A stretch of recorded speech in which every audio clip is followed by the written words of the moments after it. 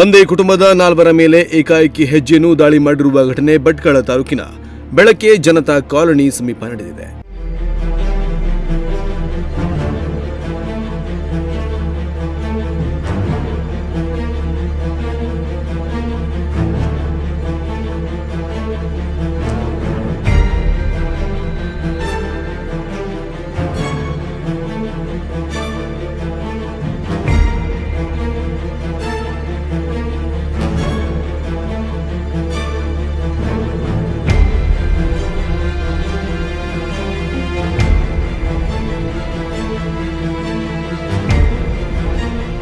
ಹೆಜ್ಜೆನ್ನು ದಾಳಿಗೆ ಒಳಗಾದವರನ್ನ 60 ವರ್ಷದ ಪರಮೇಶ್ವರಿ ಮಂಜುನಾಥ ಮೊಗೇರ್, 70 ವರ್ಷದ ಮಂಜುನಾಥ ಮಾಸ್ತಿ ಮೊಗೇರ್, 21 ವರ್ಷದ ಭರತ್ ರಾಮಚಂದ್ರ ಮೊಗೇರ್ ಎಂದು ತಿಳಿದು ಬಂದಿದೆ.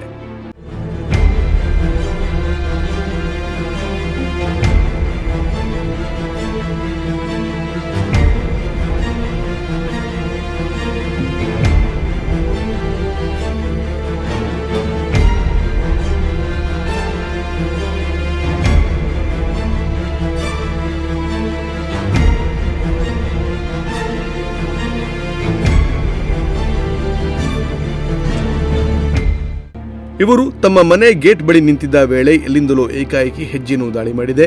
ಹೆಜ್ಜೆಯನ್ನು ದಾಳಿಯಿಂದ ಅಸ್ವಸ್ಥಗೊಂಡವರು ತಕ್ಷಣ ಭಟ್ಕಳ ಸರ್ಕಾರಿ ಆಸ್ಪತ್ರೆಗೆ ಬಂದು ದಾಖಲಾಗಿ ಚಿಕಿತ್ಸೆಯನ್ನ ಪಡೆದುಕೊಂಡಿದ್ದಾರೆ. ಉದಯ ನಾಯಕ್ ನುಡಿಸಿರಿ ನ್ಯೂಸ್ ಭಟ್ಕಳ.